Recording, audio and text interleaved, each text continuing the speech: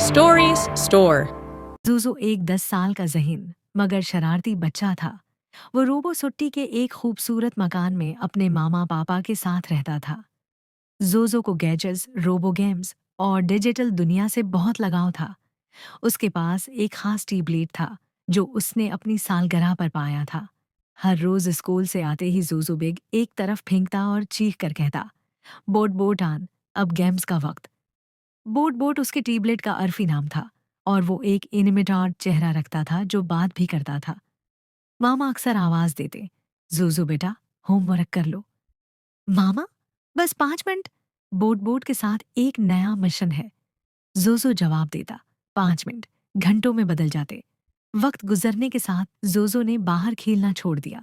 Robo city का park खाली लगने लगा क्योंकि ज़ोज़ो जैसे कई बच्चे सिर्फ गेजेट्स में गुम हो चुके थे। एक रात ज़ोज़ो अपने बिस्तर पर लेटा ही था कि बोट बोट अचानक जगमगाने लगा। ज़ोज़ो तुम स्पेशल हो, मैं तुम्हें डीजी वर्ल्ड ले जा सकता हूँ, बोट बोट बोला। ज़ोज़ो हैरान होकर बोला, वाकई मुझे ले चलो। स्क्रीन पर एक चमकता दरवाज़ा नमूदार हुआ और ज़ोज़ो ने जो ही उसे छुआ वो गायब हो गया। पलक झपकते ही वो डीजी वर्ल्ड में पहुंचा, एक अजीब और गरीब मगर शानदार दुनिया जहां सब कुछ टेक्नोलॉजी से चलता था। उसे गीगी नामी एक छोटा सा उड़ने वाला रोबोट मिला जो इसका गाइड बना। खुश आमदीद ज़ोज़ो, क्या हुआ, मज़ा नहीं आ रहा? गीगी ने पूछा। पता नहीं, जैसे कुछ खो गया हो, ज़ूज़ू ने आहिस्ता से कहा। गीगी ने कहा, वापसी सिर्फ तब होगी जब तुम एक हकीकी मुस्कुराहट पैदा करोगे। ज़ोज़ो को कुछ समझ ना आया। वो और आगे बढ़ा। एक दिन उसे एक और बच्ची मिली जिसका नाम है था मौका। वो भी डीजी वर्ल्ड में खोई हुई थी। मौका, तुम यहाँ कैसे आए? ज़ोज़ो ने पूछा। मैं भी दिन रात गेम्स में गुम रहती थी। अब मुझे अपने मामा की लोरियां, दोस्तों की बातें और स्कूल की घंटी याद आती है, मौका ने रोते हुए जवाब दिया। ज़ोज़ो को भी मामा की आवाज़, स्कूल के दोस्त फौजी, लौला और अपने पापा की कहानियां याद आने लगे। हम यहाँ कुछ नया करेंगे, ज़ोज़ो ने कहा। ज़ोज़ो और मौका ने मिलकर रियल पार्क बनाया, एक जगह जहाँ बच्चे हंसते, खेलते, कहानियां सुनते और आपस में बात करते। जल्द ही दूसरे बच्चों ने भी इसमें शामिल होना शुरू किया। एक दिन जब ज़ुज़ु ने एक छोटे रोबोट बच्चे टीटू को खुलखुलाकर हंसते देखा तो उसके दिल को खुशी मिली, वो खुशी जो गेम में कभी नहीं मिली थी। गीगी फौरन आया और बोला, ज़ुज़ु तुमने हकीकी मुस्कुराहट पैदा कर दी, वापसी का दरवाज़ा खुल रहा है। ज़ुज़ु पलक झपकते ही अपने बस्तर पर वापस आ गया। बोट बोट बंद था और बाहर चिड़ियाँ चहचहा रही थी। वो भागकर मामा के गले लग गया। मामा, मैं बदल गया हूँ, अब मैं सिर्फ खेलने का वक्त मुकर्रर करूँगा, स्कूल, दोस्त, सब चीज़ों को अहमियत दूंगा। मामा ने खुश होकर कहा, शाबाश मेरे ज़ुज़ु। ज़ुज़ु ने ट्यूबलाइट बंद किया, बाहर गया और अपने दोस्तों के साथ दोबारा पार्क में खेलना शुरू कर दिया। कस्बा नूरपुर में हुजारी भन नाम का एक नौजवान रहता था जो हर वक्त ड्राइंग बनाने में मसरूफ रहता। उसके पास एक पुरानी गहरे नीले रंग की पेंसिल थी जो उसे अपने मरहूम दादा से वर्षे में मिली थी। एक बार जब वो जंगल के किनारे बैठा एक परिंदा बना रहा था, अचानक एक झिरीदार हाथ ने उसका कुंधा थामा। बेटा, ये पेंसिल तुम्हें कहाँ से मिली? एक कभी जवान रह चुके बुजुर्ग ने पूछा जिनकी आंखों में अजीब सी चमक थी। ये मेरे दादा, जानती हूँ ये कोई आम पेंसिल नहीं, ये पेंसिल ऑफ एशिया है। जो कुछ भी तुम उससे बनाओगे वो हकीकत बन जाएगा, मगर याद रखो। बुजुर्ग ने एक गहरी सांस ली। हर तख्लीक के साथ एक जिम्मेदारी आती है। ये कहकर वो बुजुर्ग धुएं की मानंद गायब हो गए। अरीब ने आजमाइश के तौर पर एक सरखसीब बनाया। पलक झपकते ही वो ड्राइंग से निकलकर उसकी हथेली पर आ गिरा। खुशी से बेहाल अरीब ने अगले कई दिनों तक एक वफादार कुत्ता, जिसका नाम उसने अराको रखा, एक पुरस्कार जजीरे का नक्शा, उड़ने वाली साइकिल बनाए। हर तख्लीक के साथ उसकी महारत बढ़ती गई। एक उदास शाम जब अरीब तन्हा बैठा था, इसके जहन में एक ख्याल आया, क्या हो अगर मैं एक डोरेगन बना दूं? उसकी पेंसिल ने एक ऐसा डोरेगन तख्लीक किया जिसके फानक आतिश फशां की तरह सरख थे। आंखें बर्फीले झीलों जैसी नीली थी। पंजे तलवारों से तेज डोरेगन ने गुर्ज कर कहा, मैं जिंदा हूं, अब मैं अपनी मर्जी करूंगा। और कस्बे की तरफ उड़ चला। अगले 3 दिनों तक ड्रैगन ने बाजार को जला दिया, पल को तोड़ डाला, लोगों को गारों में छिपने पर मजबूर कर दिया। अरीब ने राको के साथ मिलकर एक मंसूबा बनाया। उसने एक दीवीकल शहद की मुखी बनाई जो ड्रैगन को तंग करे। चिपचिपा जाल तैयार किया। आखिर में एक ऐसा पंजरा बनाया जो ड्रैगन को काबू कर सके। जंगल के बीचों बीच हुए मार्के में राको ने ड्रैगन की दम काटी। शहद की मक्खी ने उसकी आंखों पर डंक मारे। आखिरकार अरीब ने उसे चुपचुपे जाल में फंसा लिया। जब ड्रैगन पिंजरे में बंद हुआ तो अरीब ने पेंसिल से एक नई ड्राइंग बनाई, एक पहाड़ जिसके अंदर ड्रैगन हमेशा के लिए सो जाए। एक दिन ईद की सुबह अली और उसकी छोटी बहन मरियम अपने घर में खुशी के मारे उछल रहे थे। आसमान पर रंगीन झरमट्टों वाले बादल थे और हवा में खुशबू से चमचमाते हुए फूलों की महक आ रही थी। ईद का दिन था और दोनों बच्चों के चेहरे खुशी से दमक रहे थे। ईद की नमाज के बाद दोनों बच्चों ने अपने नए कपड़े पहने और मिठाइयाँ खाएं। फिर दोनों बाहर खेलने जाने की तैयारी कर रहे थे। आज बहुत मजा आएगा, नए कपड़े, ईद की मिठाइयाँ और सब दोस्त मिलकर खेलेंगे। अली ने खुश होकर कहा, हाँ, और दादी के साथ भी ईद का खास वक्त गुजारेंगे। मरियम ने जवाब दिया और दोनों बाहर दौड़ते हुए अपने दोस्तों के पास पहुंच गए। मरियम के हाथ में एक खूबसूरत ईद का तोहफा था जो उसने अपनी दादी से लिया था। तोहफा एक अजीब सी छोटी सी किताब थी जिस पर चमकदार और रंगीन तस्वीर बनी हुई थी। मरियम की नजरें किताब पर जमी हुई थी। अली ने किताब को गौर से देखा और कहा, ये किताब क्या है? मुझे नहीं पता, दादी ने कहा था कि ये खास है। मरियम ने जवाब दिया, चलें देखते हैं कि इसमें क्या है। दोनों बच्चे जल्दी से तोहफा खोलकर किताब के सफ़हात पलटने लगे। जैसे ही उन्होंने आखिरी सफ़ा खोला, एक अजीब सा धुआं निकला और अचानक उनके सामने एक जादुई दरवाज़ा खुल गया। दरवाजे से बाहर एक सुनहरी रोशनी आ रही थी। दोनों बच्चे धीरे धीरे इस दरवाजे के करीब पहुंचे और जैसे ही उन्होंने अंदर कदम रखा, वो एक मुकम्मल नई दुनिया में पहुंच गए। ये क्या है? हम कहाँ आ गए हैं? अली ने हैरानी से कहा, ये कौन सी जगह है?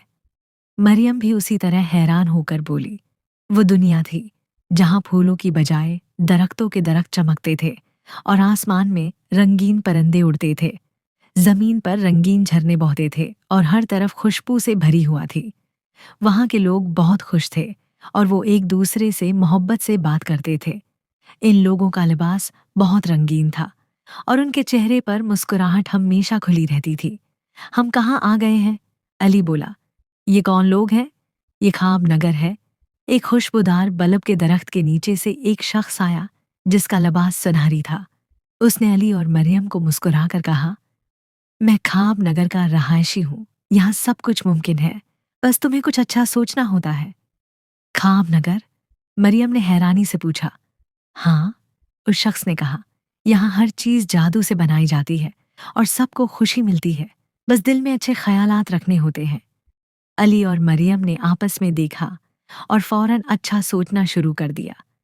अली ने सोचा कि वो जादू के जरिए दुनिया भर के बच्चों को खुश कर देगा और मरियम ने सोचा कि वो सबके लिए रंगीन फूल लाएगी। उनके सोचते ही दोनों के हाथों में रंगीन फूलों और खुलते हुए दरख्तों की एक जादुई पुटिया आ गई। फिर अली और मरियम ने सबको बताया और ख्वाब नगर के लोगों के साथ मिलकर दुनिया भर के बच्चों के लिए खुशियां और रंग भरे। एक लम्हे में पूरे ख्वाब नगर में रंगो खुशबू फैल गई। वहां के लोग खुशी से रक्स करने लगे और फूलों के दरख्तों ने अपने फूलों से जमीन को सजा दिया। ये कमाल का दिन है, अली ने खुश होकर कहा। मरियम ने हंसते हुए कहा, ये ईद का दिन है, आज हमने दुनिया को खुशी से भर दिया। ख्वाब नगर के लोग बहुत खुश हुए और उन्होंने अली और मरियम का शुक्रिया अदा किया। तुम दोनों ने हमारा दिन रोशन कर दिया, एक शख्स ने कहा। हमेशा याद रखना कि दुनिया की सबसे बड़ी जादुई ताकत मोहब्बत और खुशी है। फिर दोनों बच्चों ने ख्वाब नगर के लोगों के साथ मजीद वक्त गुजारा, खूबसूरती और खुशी के हर लम्हे को समेटा। जब वो वापस अपने घर पहुंचे तो उनके दिल खुशी से भरे हुए थे। दादी ने जब उन्हें देखा तो मुस्कुरा कर कहा, ये ईद का जादू था जो तुम्हें तुम्हारे दिल की खूबसूरती दिखाने आया था। अली और मरियम ने समझा कि खुशी और मोहब्बत वाकई जादू की तरह होती है, बस हमें उसे अपने दिलों में जगह देनी होती है।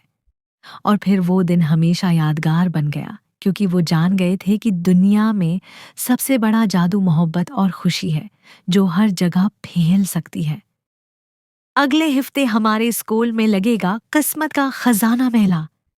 तो पूरी जमात में ऐसा शोर उठा जैसे कोई जादू का तूफान आ गया हो। सब बच्चों ने खुशी से उछलना शुरू कर दिया। कुछ बच्चे तो कुर्सियों पर चढ़ गए और एक बच्ची ने तो खुशी में अपना लंच बॉक्स ही उठाकर हुआ में घुमा दिया।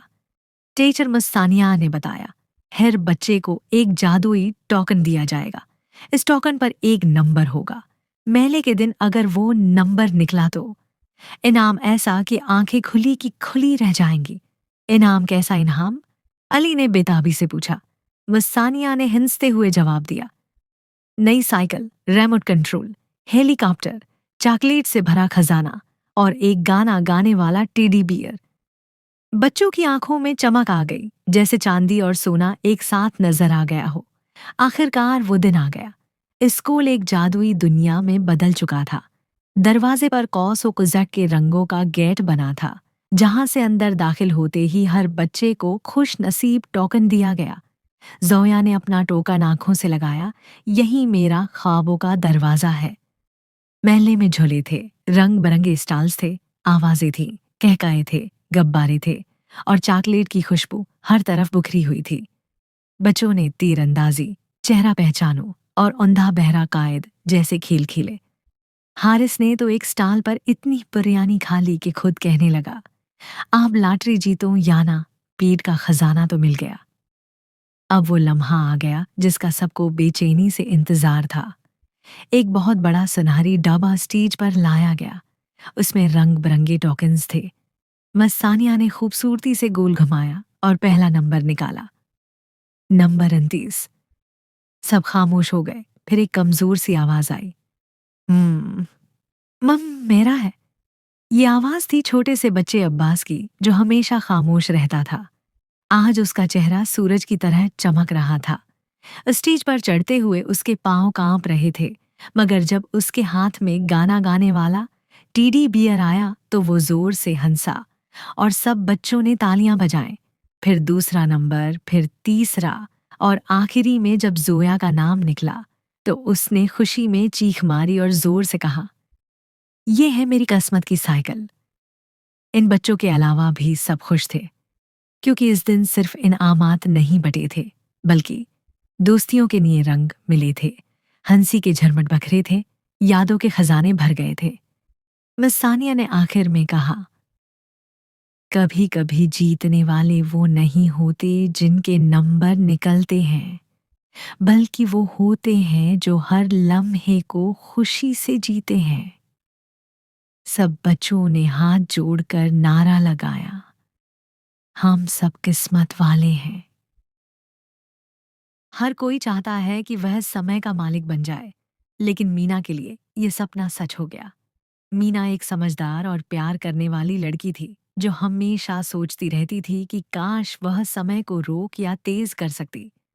उसे खेलना, पढ़ना और अपने दोस्तों के साथ हंसी खुशी लंबे समय तक बिताना बहुत पसंद था। एक दिन मीना अपने दादा के घर गई, जहां उसने एक सुंदर और रहस्यमय आलमारी देखी। आलमारी के ऊपर एक सुनहरा डिब्बा रखा था। जब उसने डिब्बा खोला तो उसके अंदर एक चमकदार घड़ी थी, जो धातु की बहुत नाजुक और जादुई लगती थी। घड़ी के किनारे पर एक छोटा तारा बना हुआ था, जो धीरे धीरे चमक रहा था। मीना ने घड़ी को हाथ में लिया तो अचानक घड़ी की सुइयां हिलने लगी और एक मधुर लेकिन शक्तिशाली आवाज आई, मैं हूं जादुई घड़ी। तुम समय को रोक, तेज या धीमा कर सकती हो, लेकिन याद रखो, जादू का इस्तेमाल केवल नेक नियति और जिम्मेदारी के साथ करो। मीना ने घड़ी को देखा और दिल में खुशी और आश्चर्य की लहर दौड़ गई। वह सोचने लगी कि इस घड़ी की मदद से वह कितनी मजेदार चीजें कर सकती है। पहला अनुभव उसने तब किया जब उसने घड़ी की सुइयां रोक दी। तुरंत सब कुछ रुक गया।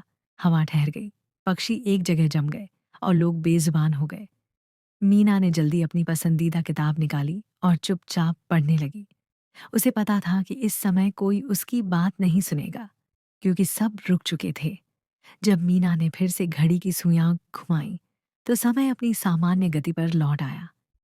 मीना ने जल्दी ही अपनी जादुई घड़ी को अपने दोस्तों को दिखाया। सभी बहुत खुश हुए और उन्होंने वादा किया कि वे इस राज को किसी से नहीं बताएंगे। लेकिन समय के साथ मीना ने घड़ी का गलत इस्तेमाल करना शुरू कर दिया। वह खेलते हुए घड़ी की सुइयां बहुत देर तक रोक देती, ताकि वह ज्यादा देर तक खेल सके, और जब पढ़ाई का समय आता तो घड़ी की गति तेज कर देती, ताकि जल्दी पढ़ाई खत्म हो जाए। एक दिन जब मीना ने घड़ी को बहुत लंबे समय के लिए रोक दिया, तो उसने देखा कि दुनिया पूरी तरह से ठहर गई है। न धूप चल रही थी, न हवा, न किसी का चलना फिरना। सब कुछ एक जगह जम गया था। मीना को एहसास हुआ कि समय को रोकने से जिंदगी की रौनक और खुशियां भी रुक जाती हैं। उसने सोचा, जिंदगी की खूबसूरती इसके बहते समय में है। इसे रोकना या जल्दी करना सही नहीं है। उसने फैसला किया कि वह घड़ी को केवल तभी इस्तेमाल करेगी जब सचमुच जरूरत हो। कुछ दिन बाद जब मीना की माँ बीमार हो गई, तो उसने घड़ी को थोड़ा सा रोका, ताकि माँ को आराम का समय मिल सके। जब किसी दोस्त को मदद की जरूरत होती, तो मीना घड़ी की मदद से समय को थोड़ा तेज कर देती, ताकि वह जल्दी अपनी मुश्किल से निकल सके। मीना ने सीखा कि समय का सम्मान करना सबसे बड़ी बुद्धिमानी है, और जादू तभी अच्छा होता है जब उसे सही मकसद के लिए इस्तेमाल किया जाए। समय के साथ मीना और भी ज्यादा समझदार हो गई। उसने अपनी जादुई घड़ी को दिल के करीब रखा और हमेशा याद रखा कि असली जादू समय का सही इस्तेमाल और जिंदगी का आनंद लेना है।